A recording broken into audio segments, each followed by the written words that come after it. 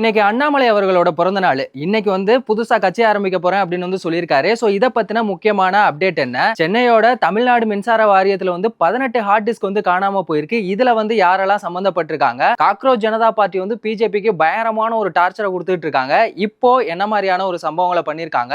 பாளையங்கோட்டையில 24 வயசு பையன் தரமா ஒரு சம்பவம் பண்ணியிருக்கான். அந்த அளவுக்கு அவன் என்ன மாதிரியான சம்பவம் பண்ணா, ஆக்சுவலி என்ன நடந்துச்சு? ஹாய், நான் உங்க தேவா. சோ வாங்க இத பத்தி டீடைலா தெரிஞ்சுக்கலாம். அண்ணாமலை அவர்கள் புதுசா கட்சி ஆரம்பிக்க போறேன் அப்படின்னு சொன்னது சமூக ஊடகங்கள்ல எல்லாராலையுமே பரபரப்பா பேசப்பட்டு இருக்க ஒரு விஷயமா இருக்கு. அவர் பிஜேபியில இருக்கும் போதே அவருக்கு ஏகப்பட்ட இளைஞர்கள் ஆதரவு கொடுத்துட்டு இருந்தாங்க. இப்போ அவர் அபிஷியலா நான் பிஜேபியை விட்டு வெளியில புதுசா கட்சி ஆரம்பிக்க போறேன் அப்படின்னு சொல்லியிருக்காரு. சோ என்ன மாதிரியான கட்சி, அதாவது அந்த கட்சியோட நோக்கம் எப்படி இருக்கும் அப்படிங்கிற மாதிரியான முக்கியமான ஒரு அப்டேட் கொடுத்திருக்காங்க. அதாவது மதச்சார்பற்ற தமிழ்நாடு, முக்கியமா யங்ஸ்டர்ஸ்க்கு ஆதரவு கொடுக்கிற மாதிரியான வகையில தான் இந்த கட்சி இருக்கும் அப்படிங்கிற மாதிரியான விஷயங்களை சொல்லியிருக்காங்க. இது உண்மையிலேயே வரவேற்கத்தக்க ஒரு விஷயம். ஏன்னா அண்ணாமலை அவர் மாதிரி ஒரு அரசியல் தலைவர் அப்படிங்கிறது நம்ம எல்லாருக்குமே தேவையான ஒரு விஷயம். எங்க எந்த ஒரு விஷயம் நடந்தாலும் அதை எடுத்து முதல்ல பேசக்கூடிய ஒருத்தரா அவர் மட்டும் தான் இருக்காரு. அது மட்டும் இல்லாம துண்டு சீட்டு இல்லாட்டி சில பேரால எல்லாம் பேசவே முடியாது. ஆனா மனுஷன் 1 hour பேச சொன்னாலும் பேசுவாரு. தமிழ்ல பேசிட்டு அப்படியே நீங்க இங்கிலீஷ்ல பேச சொன்னாலுமே பேசுவாரு. பேசுறது யாரு வேணா பேசலாம். ஆனா அது பாமர மக்களுக்கும் போய் சேர்ற அளவுக்கு புரியுற மாதிரி பேசணும் அப்படிங்கிற ஒரு விஷயம் இருக்குல்ல, அதுல அவர் அடிச்சுக்கவே முடியாது. அந்த அளவுக்கு தெளிவான ஒரு அரசியல் புரிதல் கொண்டவர் தான் அண்ணாமலை அவர்கள். அவர் புதுசா கட்சி ஆரம்பிக்க போறேன் அப்படின்னு சொன்னோன்னே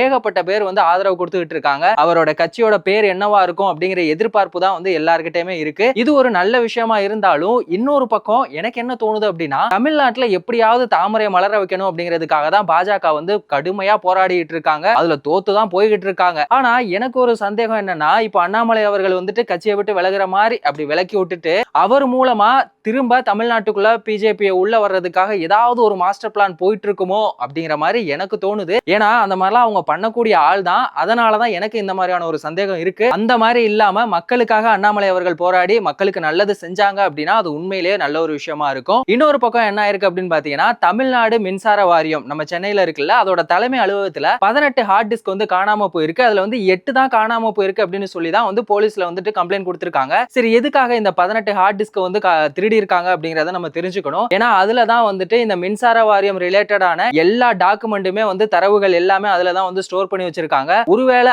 ஆல்ரெடி ஆட்சியில இருந்தவங்க ஏதாவது ஊழல் பண்ணது கண்டுபிடிச்சு நம்ம மேல ஏதாவது கேஸ் போட்டு நம்மள தூக்கி உள்ள வச்சிருவாங்களோ அப்படிங்கிற நோக்கத்துக்காக அதை தூக்கி இருப்பாங்களா அப்படிங்கிறது தெரியல. இது சம்பந்தமான விசாரணை தான் இப்போ ரொம்பவே தீவிரமா போயிட்டு இருக்கு. இப்போதைக்கு இருக்கிற மின்சாரத்துறையோட அமைச்சரான சிடிஆர் நிர்மல்குமார் அவர் என்ன சொல்லியிருக்காருன்னா, கூடிய சீக்கிரத்திலே இந்த ஹார்ட் டிஸ்க் எல்லாம் யாரு திருடுனாங்க, இதுல யாரெல்லாம் சம்பந்தப்பட்டிருக்காங்க, அது எல்லாத்தையுமே நாங்க வெளியிடுவோம் அப்படிங்கிற மாதிரி சொல்லியிருக்காரு. இதுக்கு முன்னாடி திமுக ஆட்சியில இருக்கும்போது யார் மின்சாரத்துறையோட அமைச்சரா இருந்தாரு? மின்சாரத்துறை மட்டும் கிடையாது, போக்குவரத்து துறையோட அமைச்சராகவும் இருந்தவர் எஸ் சிவசங்கர். அவர் மேல கோர்ட்லயோ இல்ல இடிலயோ எந்த மாதிரியான ஒரு கேஸ் இல்லாட்டியும் கூட அவங்க திமுக ஆட்சியில இருக்கும்போது அப்போ இருந்த அந்த அமைச்சர் மேல எதிர்க்கட்சிகளான அதிமுக, பிஜேபி எல்லாமே என்ன பண்ணிருந்தாங்கன்னா, அவர் ஊழல் பண்ணதா அவர் மேல ஏகப்பட்ட குற்றச்சாட்டுகள் வச்சிருந்தாங்க. அவர் போக்குவரத்து துறை அமைச்சரா இருக்கும்போது இந்த போக்குவரத்து துறை சம்பந்தமான ஸ்பேர் பார்ட்ஸ் எல்லாம் வாங்குவோம்ல, அதுல அவர் ஏகப்பட்ட கொள்ளையடிச்சிருக்காரு அப்படிங்கிற மாதிரியான விஷயங்களுமே இருக்கு. இந்த மின்சாரத்திலையும் பாத்துட்டீங்கன்னா இந்த டெண்டர் விஷயமான ஒப்பந்தங்கள் டீல் எல்லாம் முடிக்கிறதுலயுமே ஊழல் நடந்திருக்கு அப்படின்னு சொல்லி பேசியிருக்காங்க. சோ இதுல யாரெல்லாம் சம்பந்தப்பட்டிருக்காங்க என்ன அப்படிங்கிறது தெரியல. ஏன்னா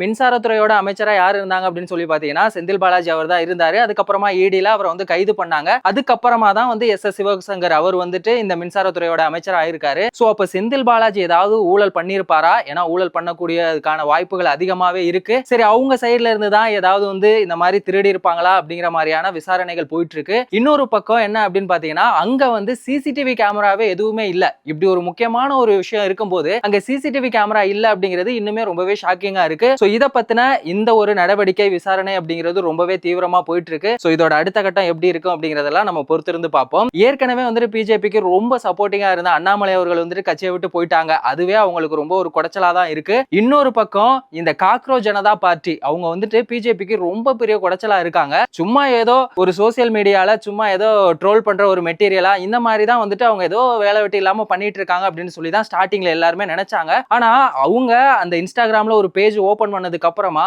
யங்ஸ்டர்ஸ் கிட்ட கிடைச்ச அந்த சப்போர்ட் அப்படிங்கிறது இருக்குல்ல, அது உண்மையிலே வேற லெவல். இப்போ வரைக்கும் பாத்தீங்கன்னா 21 மில்லியன் ஃபாலோவர்ஸ் இருக்காங்க. சோசியல் மீடியால மட்டுமே அவங்க செயல்பட்டு இருந்த அவங்க இப்ப என்ன பண்ணிருக்காங்க அப்படின்னா, இதை அடுத்த கட்டமா எடுத்துட்டு போகணும், இந்த கட்சியை அதிகாரப்பூர்வமா ஆக்கணும் அப்படிங்கிற மாதிரியான பேச்சுவார்த்தைகள் ஒரு பக்கம் போயிட்டு இருந்தாலும் இன்னொரு பக்கம் என்ன பண்ணிருக்காங்கன்னா, இந்த நீட் எக்ஸாம், சிபிஎஸ்இ இதுல எல்லாம் ஹிந்தி திணிப்பு, ஹிந்தி வந்து கட்டாயமா மும்மொழி கொள்கை அப்படிங்கிற மாதிரியான விஷயங்கள்லாம் இருக்குல்ல, இது வந்துட்டு தடுக்கணும் அப்படிங்கிறதுக்காக மத்திய கல்வி அமைச்சர் அவர் வந்து ராஜினாமா செய்யணும், நீட்ல வந்து முறைகேடு நடந்திருக்கு, அதை எதிர்த்து நாங்க வந்து போராட்டம் பண்ண போறோம் அப்படிங்கிற மாதிரியான விஷயங்களை வந்து பண்ணிட்டு இருக்காங்க. முதல் முறையா களத்துல இறங்கி வேலை செய்ய போறாங்க. இவங்க என்ன பண்ண போறாங்க, யங்ஸ்டர்ஸ் எல்லாமே சும்மா சோசியல் மீடியால பேசிட்டு விட்டுருவாங்க அப்படின்னு சொல்லி நினைச்ச எல்லாருக்குமே இது வந்து ரொம்ப பெரிய ஒரு பதிலடியா இருக்க போகுது. அடுத்தடுத்து இவங்க என்ன மாதிரியானதெல்லாம் பண்ண போறாங்க அப்படிங்கிறது தெரியல. முக்கியமான ஒரு விஷயம் பார்த்தோன்னே எனக்கு வந்துட்டு ரொம்பவே சந்தோஷமா இருந்துச்சு. பாளையங்கோட்டையை சேர்ந்த ஒரு 24 வயசு பையன், அவரோட பேரு பாத்தீங்கன்னா அபிஷேக். அந்த பையன் இப்ப என்ன பண்ண போறாங்கன்னா ஐநா நாடுகள் சபை இருக்குல்ல, அங்க போய் ஜெனீவாவுல நடக்க போகுது. அங்க ஜூலை 13ஆம் தேதி வந்து பேச போறான். இது வந்து உண்மையிலேயே ரொம்பவே சந்தோஷமான ஒரு விஷயம். தமிழனுக்கு கிடைச்ச பெருமை அப்படின்னே வந்து சொல்லலாம். இது வந்து சாதாரணமா கிடைச்ச ஒரு வாய்ப்பு கிடையாது. அவர் வந்து இதுக்கு முன்னாடி நிறைய சமூக சேவைகள் எல்லாம் வந்து செஞ்சிட்டு இருந்திருக்காரு. வி த லீடர், அறம் சேரிட்டி ட்ரஸ்ட், இது மூலமா தொடர்ந்து சமூக சேவைகள் எல்லாம் செஞ்சு அது மூலமா தான் இப்ப என்ன பண்ண போறாங்க அப்படின்னா அங்க போய் பேச போறாங்க.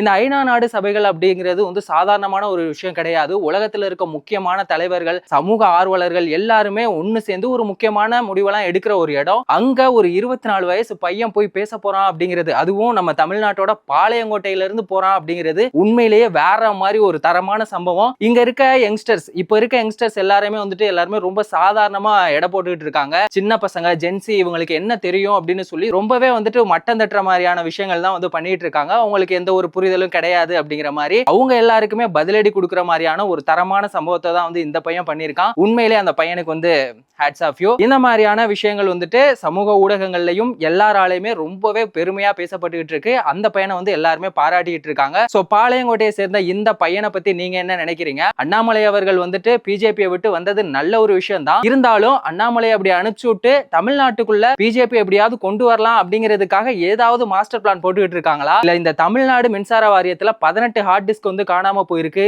இதுல செந்தில் பாலாஜி அவர்களுக்கு ஏதாவது சம்பந்தம் இருக்குமா? உங்க கருத்தை மறக்காம கமெண்ட் செக்ஷன்ல சொல்லுங்க. வேறொரு வீடியோல வேறொரு கண்டென்ட்ல திரும்பவும் சந்திக்கலாம்.